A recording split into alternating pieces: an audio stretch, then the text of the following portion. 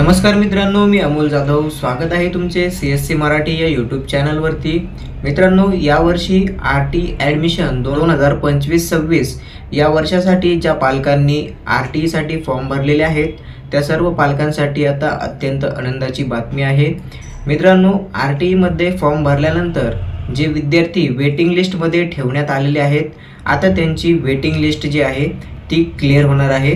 म्हणजेच वेटिंग लिस्टमधील विद्यार्थ्यांना प्रवेश देण्यास सुरुवात होणार आहे. कधीपासून सुरुवात होणार आहे यासाठी टाइम जो आहे तो काय देण्यात आलेला आहे, किती तारखेपासून किती तारखेपर्यंत आपल्याला पडताळणी करता येणार आहे, संपूर्ण सविस्तर माहिती तुम्हाला याच व्हिडिओमध्ये सांगणार आहे. व्हिडिओ शेवटपर्यंत पहा. चॅनलवरती पहिल्यांदा आला असाल तर चॅनलला सबस्क्राईब करून नोटिफिकेशन बेल ऑन करून ठेवा, जेणेकरून तुम्हाला असेच महत्त्वाचे व्हिडिओज आणि अपडेट सगळ्यात पहिल्यांदा भेटत राहतील. तर मित्रांनो, सविस्तर व्हिडिओमध्ये आपण माहिती पाहूया. RT प्रवेशाच्या पहिल्या प्रतीक्षा यादीतील प्रवेश प्रक्रियेला सुरुवात होत आहे.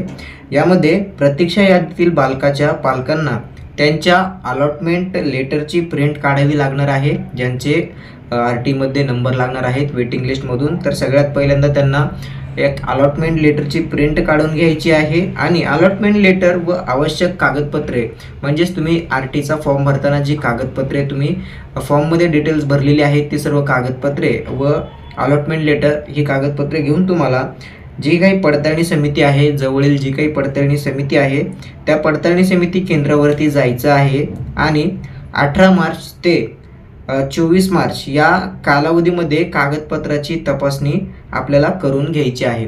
लक्षात ठेवा, 18 मार्चपासून कागदपत्र जे आहेत ते पडताळणी करून घेण्यासाठी सुरुवात होत आहे आणि शेवटची तारीख 24 मार्च ही सांगण्यात आलेली आहे. तर या टाईमच्या आतमध्ये तुम्हाला तुमच्या पडताळणी समितीकडे जाऊन कागदपत्रांची पडताळणी करून घ्यायची आहे. सर्व कागदपत्रे सोबत न्यायची आहेत आणि त्यानंतर तुम्हाला तिथे ॲडमिशन जे आहे ते कन्फर्म झालेलं रिसिप्ट मिळेल. ती रिसिप्ट घेऊन तुम्हाला जी काही तुमच्या शाळेमध्ये ज्या शाळेमध्ये नंबर लागलेला आहे त्या शाळेमध्ये तुम्हाला सर्व कागदपत्रे जी आहेत ती सादर करायची आहेत आणि शाळेमध्ये सर्व कागदपत्रे दिल्यानंतर काही दिवसांनी तुम्ही जेव्हा RTच्या साईडवरती ॲप्लिकेशन वाईज डिटेल्स ही एक टॅब आहे, या टॅबवरती तुम्ही क्लिक केल्यानंतर तुमच्या ॲप्लिकेशनचे सध्याचे स्टेटस काय आहे हे तुम्हाला तिथे दिसणार आहे. ज्या विद्यार्थ्यांना ॲडमिटेड असं दिसणार आहे त्यांचा ॲडमिशन जे आहे ते 100% कन्फर्म झालेला आहे. त्या शाळेमध्ये त्यांचा प्रवेश हा कन्फर्म झालेला असणार आहे.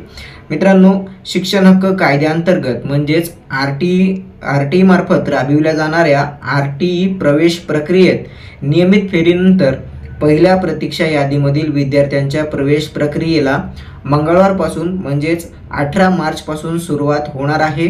त्यामुळे RT प्रवेशाच्या प्रतीक्षेत असणाऱ्या अनेक पालकांना मंगळवारपासून त्यांच्या मोबाईलवरती SMS पाठवले जाणार आहेत. आता इथे काय सांगितलेलं आहे, पालकांनी फक्त SMS वरती अवलंबून न राहता RTची जी ऑफिशियल वेबसाईट आहे त्या वेबसाईटवरती जायचं आहे. तिथे तुम्हाला अर्जाची स्थिती या नावाने एक टॅब दिलेली आहे. त्या टॅबवरती तुम्हाला क्लिक करायचं आहे. त्या ठिकाणी तुमचा ॲप्लिकेशन नंबर जो आहे तो टाकून घ्यायचा आहे. ॲप्लिकेशन नंबर टाकल्यानंतर जर तुमचा नंबर तिथे अलॉट झालेला दिसत असेल तर तुम्हाला तिथे एक अलॉटमेंट लेटर डाउनलोड करण्यासाठीचा ऑप्शन देण्यात आलेला असेल, ते तुम्ही तिथून डाउनलोड करू शकता. अन्यथा तुम्ही डायरेक्ट लॉग इन ID म्हणजेच तुमचा ॲप्लिकेशन नंबर आणि पासवर्ड तुम्ही जो सेट केलेला आहे तो टाकून लॉग इन केल्यानंतर तुम्हाला एक सेपरेटली ॲडमिट कार्ड म्हणून एक ऑप्शन असणार आहे. त्यावरती क्लिक करून देखील तुम्ही ॲडमिट कार्ड जे आहे ते डाउनलोड करू शकता आणि पडताळणी समितीकडे जाताना ते तुम्हाला घेऊन जायचे आहे. त्यानंतर बघा, शिक्षण विभागातर्फे 2025-26 या शैक्षणिक वर्षासाठी ऑनलाईन RT प्रवेश प्रक्रिया राबवली जात आहे. 10 फेब्रुवारी रोजी ऑनलाईन लॉटरीची सोडत जी आहे ती काढण्यात आली होती. त्यातून निवड यादीतील बालकांचे प्रवेश निश्चित करण्यासाठी 10 मार्चपर्यंत मुदत देण्यात आली होती. आता सर्व जिल्ह्यातील निवड यादीतील प्रवेश प्रक्रिया पूर्ण झाली आहे. त्यामुळे आता प्रतीक्षा यादीमधील प्रवेश प्रक्रिया सुरू करण्यात आली आहे. प्रतीक्षा यादी टप्पा क्रमांक 1 मधील प्रवेश पात्र बालकांचे प्रवेश सुरू करण्यात आलेले आहेत. तर तुम्ही हे पाहू शकताय, पालकांनी इथे एक इंस्ट्रक्शन दिलेले आहे. पालकांनी वेळोवेळी दिलेल्या सूचनांचे अवलोकन करावे हे इथे आपल्याला सांगण्यात आलेलं आहे. तर जे काही महत्त्वाच्या सूचना असतील त्या वेबसाईटवरती पब्लिश केलेल्या असणार आहेत, त्या सर्व तुम्हाला वाचायच्या आहेत आणि त्याचं पालन करायचं आहे. तसेच प्रतीक्षा यादीतील बालकांच्या पालकांनी त्यांच्या अलॉटमेंट लेटरची प्रिंट काढायची आहे. मी परत हे का सांगतोय, कारण हे महत्त्वाचं डॉक्युमेंट आहे. त्यानंतर अलॉटमेंट लेटरसोबत आवश्यक कागदपत्रे जी आहेत ती तुम्हाला घेऊन जायची आहेत आणि जी दिलेली मुदत आहे त्या मुदतीच्या आतमध्ये तुमचं व्हेरिफिकेशन करून घ्यायचं आहे. जर तसं तुम्ही नाही केलं त्या मुदतीमध्ये तर तुमचा प्रवेश तिथे नाकारला जाईल आणि जे काही वेटिंग लिस्टमधील दुसरे विद्यार्थी असतील त्यांना तिथे संधी दिली जाईल.